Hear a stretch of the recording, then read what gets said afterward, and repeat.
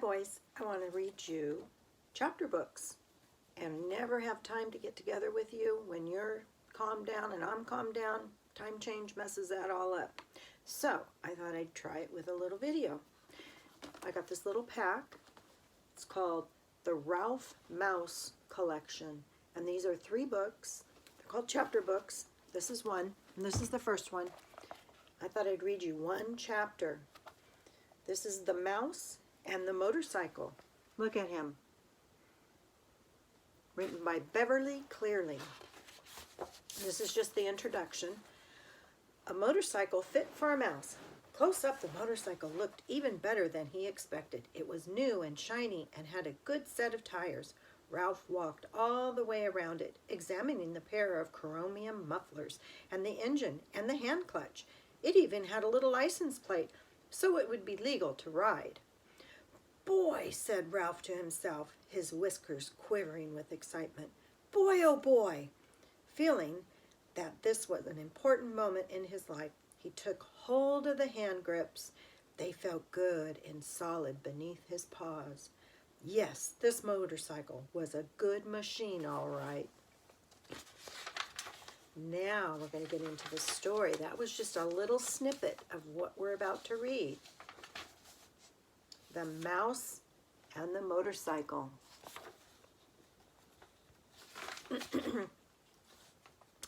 The new guest. Keith, the boy in the rumpled shorts and shirt, did not know he was being watched as he entered room 215 of the Mountain View Inn. Neither did his mother and father, who both looked hot and tired. They had come from Ohio and for 5 days had driven across plains and deserts and over mountains to the old hotel in the California foothills, 25 miles from Highway 40. The 4th person entering room 215 may have known he was being watched, but he did not care. He was Matt, 60 if he was a day, who at the moment was the bellboy.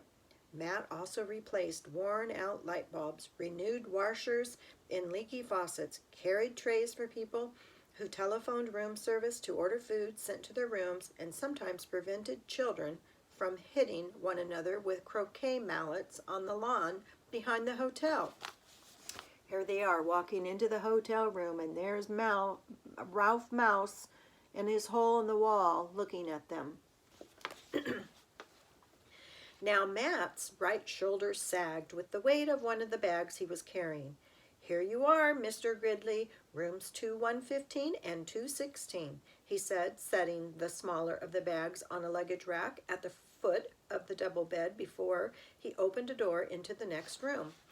"I expect you and Mrs. Gridley will want room 216. It is a corner room with twin beds and a private bath."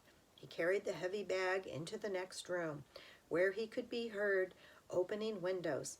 Outside, a chipmunk chattered in a pine tree, and a chickadee whistled, "Fee-bee-bee."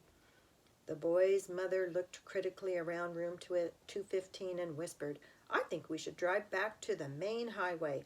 There must be a motel with a vacancy sign somewhere. We didn't look long enough." "Not another mile," answered Father. "I am not driving another mile on a California highway on a holiday weekend. Did you see the way that truck almost forced us off the road?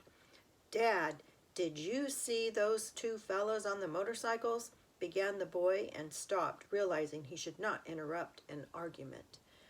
"But this place is so old," protested Boy's mother, "and we have only 3 weeks for a whole trip. We had planned to spend the 4th of July weekend in San Francisco, and we wanted to show Keith as much of the United States as we could." "San Francisco will have to wait, and this is part of the United States. Besides, this used to be a very fashionable hotel," said Mr. Gridley. "People came from miles around."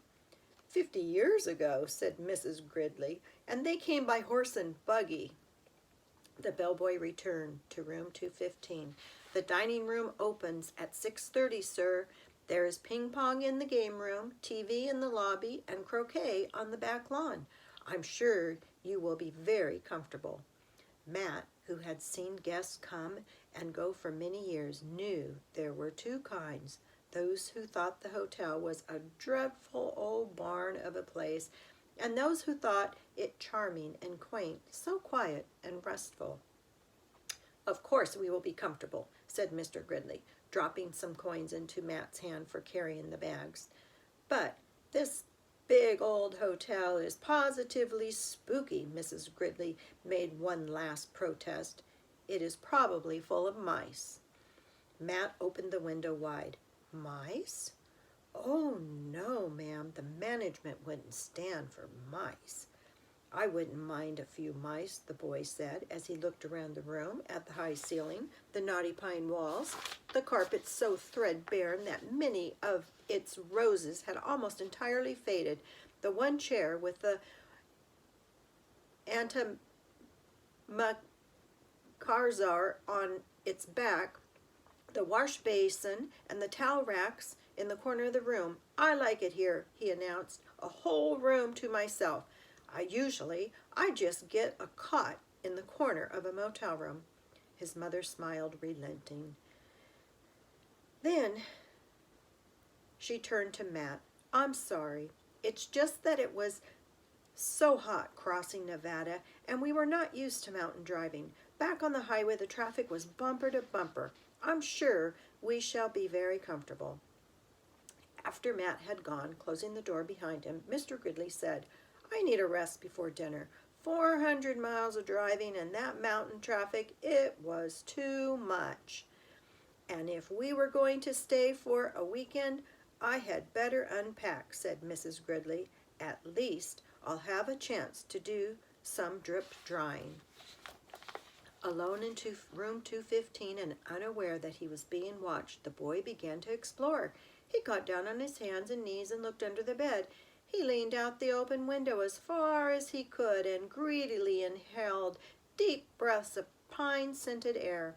He turned the hot and cold water on and off in the wash basin and slipped one of the small bars of paper-wrapped soap into his pocket.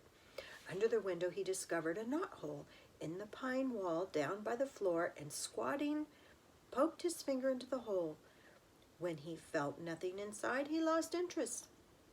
Next, Keith opened his suitcase and took out an apple and several small cars, a sedan, a sports car, and an ambulance about 6 inches long, and a red motorcycle, half the length of the cars, which he dropped on the striped bedspread before he bit into the apple. He ate the apple noisily in big chomping bites, and then laid the core on the bedside table between the lamp and the telephone. There's a picture of him getting his stuff out. Keith began to play, running his cars up and down the bedspread, pretending that the stripes on the spread were highways, and making noises with his mouth. Vroom, vroom for the sports car, wee, wee for the ambulance, and pa-pa-pa, pa-pa-pa-pa for the motorcycle, up and down the stripes. Once Keith stopped suddenly and looked quickly around the room as if he expected to see something or someone. But when he saw nothing unusual, he returned to his cars. Vroom, vroom, bang, crash! The sports car hit the sedan and rolled over off the highway stripe. Beep, beep, beep, beep, beep. The motorcycle came roaring to the scene of the crash. "Keith," his mother called from the next room, "time to get washed up for dinner." Okay, Keith parked his cars in a straight line on the bedside table beside the telephone, where they looked like a row of real cars, only much, much smaller. The first thing Mrs. Gridley noticed when she and Mr. Gridley came into the room was the apple core on the table. She dropped it with a thunk into the metal wastebasket beside the table as she gave several quick little sniffs of the air and said, looking perplexed, "I don't care what the bellboy said. I'm sure this hotel has mice." "I hope so," muttered Keith. And that is the end of Chapter 1. That was fun, boys. Hope you enjoyed it. Chapter 2, the story continues. That's what's fun about chapter books. It's kind of like watching a show. You turn it off and you can turn it back on. Until next time. Bye.